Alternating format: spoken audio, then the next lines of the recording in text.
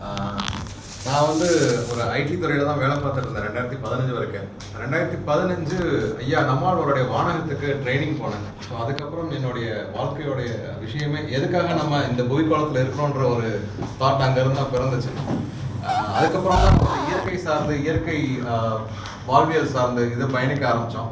அதோடைய தொடர்ச்சியாக நான் அங்கேயே பயிற்றுனராகவும் பயிற்சி பெற்று பயிற்றுனராகவும் ஆனேன். அங்கே கடந்த ஒரு வருஷத்துக்கு முன்னாடி தான் அங்கேருந்து ரிலீவ் ஆகிட்டு இப்போ மதுரையில் கடந்த ஒரு 2.5 வருஷமாக மதுரை இயற்கை சந்தைன்னு சொல்லி நடத்திட்டு வரோம். இங்கே ஓவரால் பார்த்தீங்கன்னா நிறைய இயற்கை விவசாயிகளை ஒருங்கிணைக்கிறது, அதே போல் அந்த சந்தையிலே நம்ம சில ட்ரைனிங்ஸும் கொடுத்துட்டு இருக்கோம். அவேர்னஸ் ப்ரோக்ராம் மாதிரி குழந்தைகளுக்காகவும் சரி பெரியவங்களுக்காகவும் சரி.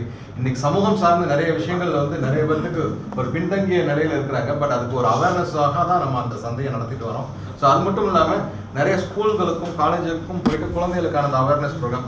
ஆக்சுவலாக தம்பி பேசுகிறப்ப உண்மையிலே எனக்கு ரொம்ப பிரமிப்பாக தான் இருந்துச்சு. இன்னைக்கு காலகட்டத்தில் அந்த இன்னைக்கு இந்த ஜென்சி கிட்ஸ்ன்னு சொல்கிறாங்க, 2K கிட்ஸ்ன்னு சொல்கிறாங்க, அவங்களுக்குலாம் இந்த விஷயங்கள்லாம் தெரியுமான்னு தெரியல. பட் இவ்வளோ தூரம் அவருடைய அந்த ஆதங்கத்தை தெரியப்படுத்துறது உண்மையிலே நல்ல விஷயம் தான். இளைஞர் பேசுறது ஆமாம், அது உண்மைதான். ஏன்னா இன்னைக்கு நம்ம போய் நிறைய கவுன்சிலிங் கொடுக்குறோம், நமக்கு குழந்தைகள் பயிற்சி கொடுக்குறோம், அதே போல் காலேஜ் ஸ்டூடெண்ட்ஸில் மீட் பண்ணுறோம்.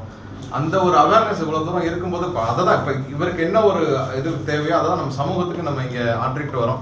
ஸோ அதை தான் நம்ம பண்ணிட்டு இருக்கோம் இந்த இயற்கை சந்தை மூலியமாகவும். அதே போல் இப்போ நம்ம தமிழ்நாடு இயற்கை உழவர் கூட்டமைப்புன்னு சொல்லிட்டு ஒரு அமைப்பு ஒன்று ஆல் ஓவர் தமிழ்நாடு ஒன்று ரெடி பண்ணிட்டு இருக்கோம்.